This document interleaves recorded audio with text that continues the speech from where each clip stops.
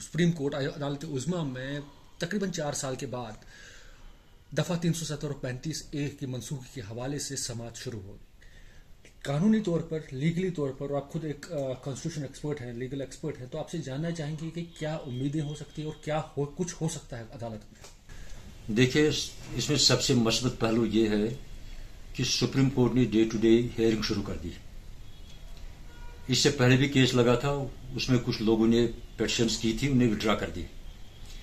अब मस्बत पहलू यह है कि डे टू डे हियरिंग हो रही है, एक कॉन्स्टिट्यूशन बेंच सुन रहा है जिसमें जितने भी जजेस हैं वो सीनियर मोस्ट जजेस हैं सुप्रीम कोर्ट के, जो जिनकी सबकी बारी आएगी चीफ जस्टिस बनने की। 5 जज है इसमें, लिहाजा यह खुशाइंदा कदम है। तो हियरिंग चल रही है, इसमें नेशनल कॉन्फ्रेंस भी पार्टी है, इसमें कश्मीरी बार भी पार्टी है, और कश्मीर बार से भी वकला हजरात जा रहे हैं ये इसका दिफा करने के लिए। इसका दिफा मतलब 370 का रिटेंशन का दिफा, कि ये गैर कानूनी तौर पर रिमूव किया गया, एब्रोगेट किया गया, इसका दिफा करने के लिए वो जा रहे हैं। ये एक नंबर 1 बात है। नंबर 2, हमें अदालतों पर यकीन रखना चाहिए। इसमें 4 साल का उर्सा गुजर गया। ऐसे भी बहुत से केसेस पहले भी हुए हैं जो 4-4, 5-5 साल के बाद केस सुप्रीम कोर्ट में लगे और सुप्रीम कोर्ट ने बहुत अहम फैसले दे दिए। मैं आपको बताऊं कि 1973 में पहली दफा सबसे बड़ा कॉन्स्टिट्यूशन बेंच 13 जजों पर मुश्तमिल बेंच, जिसमें केशव भारती केस का फैसला किया, जिसमें यह आ गया कि basic structure of the constitution can not be changed. उनने ये कहा उसमें कि जो फंडामेंटल राइट्स है, बेसिक कॉन्स्टिट्यूशन है, constitution can not be rewritten, constitution can be amended. लेकिन इसमें कुछ चीजें हैं जो अमेंड नहीं हो सकती है। मतलब वो केस भी बहुत बरसों के बाद लगा था। मुझे कहना यह है, इसके बाद भी मैं आपके पास वक्त कम है, बहुत से केस ऐसे सुप्रीम कोर्ट में गए जो 4-4, 5-5 साल के बाद उठे, लेकिन फिर बहुत जल्द सुनवाई हुई। बाबरी मस्जिद का केस साल तक पेंडिंग रहा सुप्रीम कोर्ट में, फिर सुप्रीम कोर्ट ने एकदम डे टू डे हियरिंग कर दी, वो केस उनने सुन लिया और फैसला दे दिया। देखिए, जज एक हलफ लेता है, कोई भी वकील या प्रमोटी जज, उनको हलफ दिया जाता है कि वो किसी भेदभाव के बगैर, किसी भी इलविल फेवर के बगैर एक फैसला देंगे। लिहाजा ये इंस्टीट्यूशन तब तक ही चलता रहेगा जब तक कि लोगों का भरोसा जुडिशरी पर हो और जुडिशरी को भी अपने आप पर एक एतमाद हो। हाल ही में आप देखते हैं कि जस्टिस चंद्रचूड़ जहां से जब से चीफ जस्टिस आ गए, उनने मोदी हुकूमत के खिलाफ बहुत से फैसले दे दिए। मतलब आप मणिपुर का मामला ले लीजिए, आप ईडी का डायरेक्टर जो इन्होंने एक्सटेंशन दे दिया, उन्हें नहीं माना, उन्होंने कहा सितंबर तक एक्सटेंशन है, फिर नहीं देंगे, जिससे बड़े मुश्किल में मोदी सरकार आ गई। इसके बाद उन्होंने ये जो दिल्ली सरकार का मसला था, दिल्ली सरकार का जो मसला था, चल रहा था कि ट्रांसफर पावर्स उनके पास होंगे, लेफ्टिनेंट गवर्नर के पास होंगे। पहले भी सुप्रीम कोर्ट ने उनके हक में फैसला दे दिया, दिल्ली सरकार के हक में, केजरीवाल के हक में। अब फिर दोबारा एक ऑर्डिनेंस लाया जा रहा है उसके खिलाफ, मतलब उसमें यही कह रहा है कि नहीं, लेफ्टिनेंट गवर्नर को पावर होनी चाहिए। तो सुप्रीम कोर्ट आज बहुत प्रोएक्टिव कोर्ट है, जो आज सुप्रीम कोर्ट जब से जस्टिस चंद्रचूड़ आ गए, प्रोएक्टिव कोर्ट है। हमें नाउम्मीद नहीं होना चाहिए, हमें उम्मीद रखनी चाहिए। और आपने देखा कि वहां गवर्नमेंट ने एक एफिडेविट भर दिया था, सेंट्रल गवर्नमेंट ने, कि कश्मीर में हालात ठीक हो गए। कश्मीर में हालात बहुत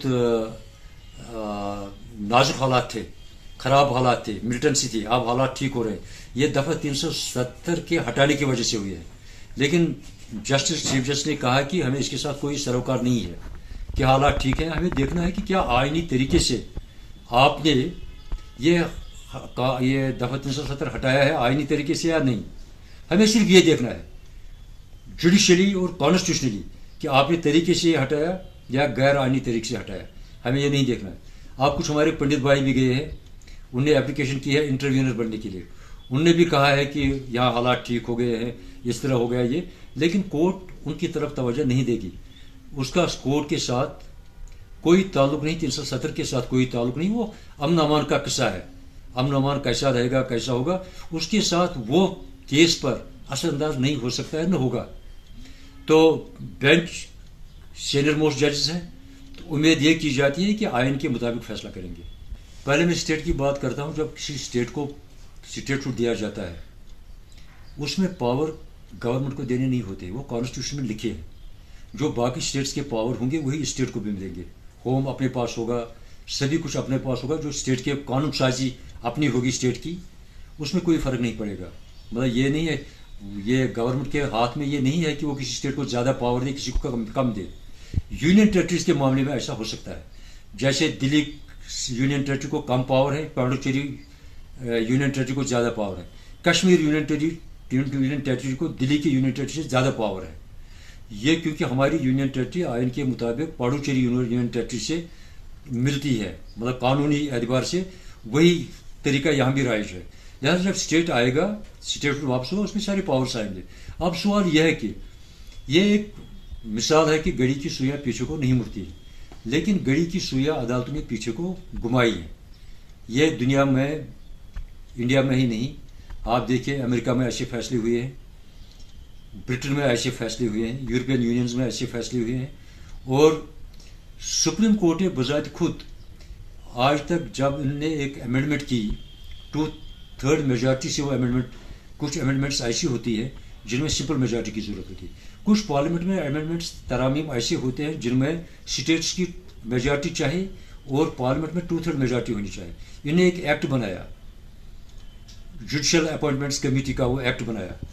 تو سبھی کہہ رہے تھے اب حکومت نے یہ ایکٹ بنایا, یہ 2/3 میجارٹی سے ہوا ہے پاس, یہ اب ختم نہیں ہو سکتا ہے. لیکن سپریم کورٹ نے, جب justice Tirath Singh Thakur chief justice supreme court تھے, انہوں نے اس کو ختم کواش کر دیا, ایکٹ کو ہی کواش کر دیا.